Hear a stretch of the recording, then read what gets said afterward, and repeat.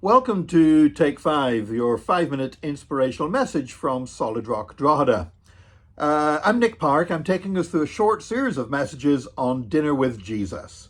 We're looking at those times when Jesus ate food with people and what happened and what was taught, the miracles that took place, the teachings that were given to people at the time and to the church.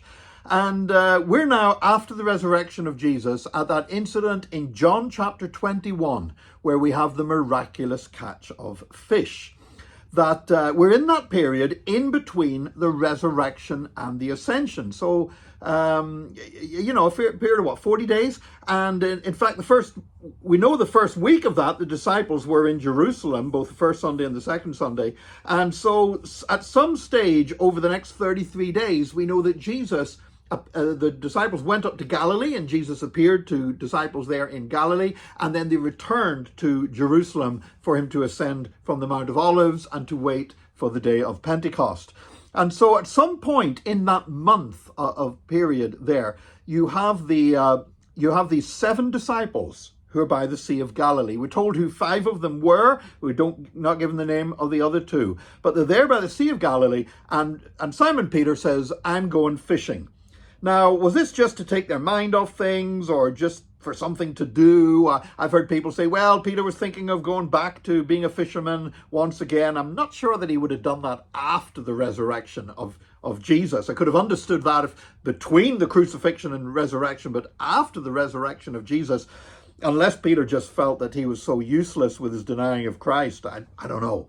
But anyway, whatever the reason, he says, "I'm going fishing." And they say, "I will go with you."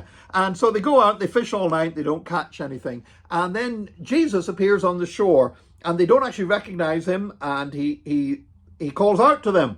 And he says, "Throw your net over the other side."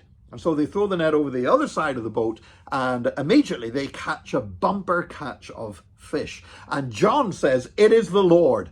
And as soon as he says that, Peter jumped into the water. Now, there was a time before, of course, when Peter walked on the water to Jesus, but this time he jumps in and swims, So anyway, he reaches the shore and the others come and join him. And there, Jesus had lit a fire and had some fish and bread. And they shared a breakfast together on the beach. Now, here's the thing. They had just caught a bumper catch of fish. Jesus did not need the fish that they had caught. There was no need for them to supplement their calling to preach the gospel with having to go fishing for fish or set up a stall on the market or anything else. Jesus didn't need the fish that they had. He had already provided his own fish. But why? Because Jesus provides for us.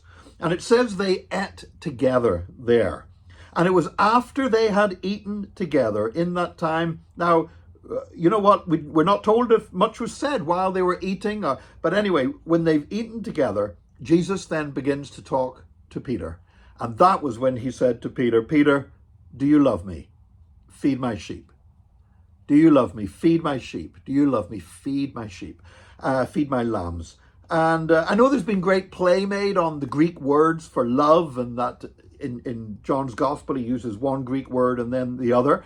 I'm not sure that we can read too much into that, because Jesus would not have been speaking to his disciples in Greek. He would have been speaking to his disciples in Aramaic, using the ordinary Aramaic word for love. So don't read too much into the Greek translation of what they said, which is the text of John's gospel that we have come down to us today, and which we translate into English. But here's the thing. This restoration of Peter after his failure took place after they had eaten with Jesus. Not dinner with Jesus this time, breakfast with Jesus. And again, there's times whenever we fail. There's times whenever we mess up. There's times when we say we're going to do something great for the Lord and we don't follow through on it and we feel ashamed. And sometimes it's easy to run away from Jesus when that happens. Sometimes it's easy to say, I can't face going to church. I can't face praying. I can't face spending time with the Lord. I've messed up too much. I'm not worthy. But Jesus still wants to meet with us. Jesus initiated a meeting over food that morning, and he restored Peter to become the great man of God that he was always intended to be.